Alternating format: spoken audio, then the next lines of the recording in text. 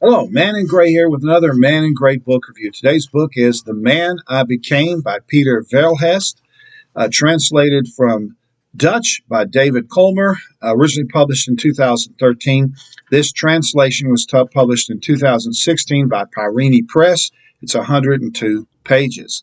Peter Verhelst is a Belgian writer who writes in Dutch, and he's associated with a postmodernist movement. This is a bizarre satirical novel. It's a novel that's narrated by a gorilla, by an African gorilla.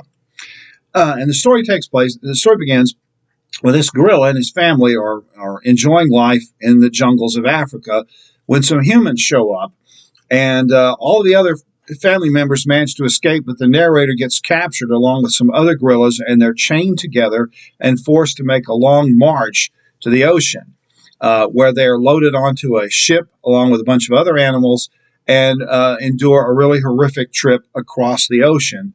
When they arrive at a bizarre amusement park called Dreamland. And when they arrive at Dreamland, they are shaved, forced to wear human clothes, and gradually taught English. And it turns out that they're being groomed to become like human-like animals and to perform at this amusement park. The amusement park has human-like animals, and they also run the park with human overseers.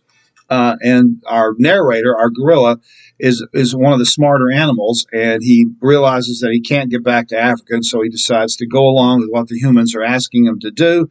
And he gradually rises through the ranks. He gets promoted and gets more and more authority. He's given a cell phone. He's given his own apartment, and he's put in charge of a bunch of other animals. And so he's going along with the system. But then one night he is out walking around in the dark and discovers that there's a secret ship coming on board with a bunch of other animals, one of whom is his younger brother, the brother who originally escaped. And this causes him to kind of snap, and he decides to get revenge against the humans who did this to him and who's brought his brother over here. And he takes a particularly violent act of revenge that eventually destroys the entire park. Now, from the description I give you, it sounds like kind of a heavy-handed allegory about slavery and the evils and exploitation of capitalism. And it is an allegory about slavery and capitalism, but it's not heavy-handed. The reason this book is worth reading is because of Verhelst's very beautiful writing style. He's a very lyrical writer, and there are moments of humor. It is a satire. There are moments of humor, although the overall story is rather grim.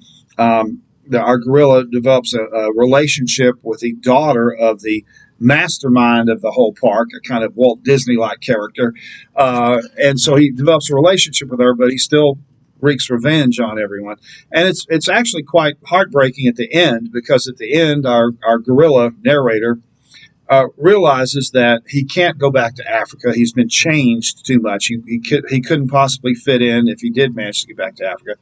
But he can't become a human either, and not after what he's witnessed. And so he's kind of caught between these two worlds where he doesn't fit into either the gorilla life that he knew as a kid or the modern human life that he embraced for a time.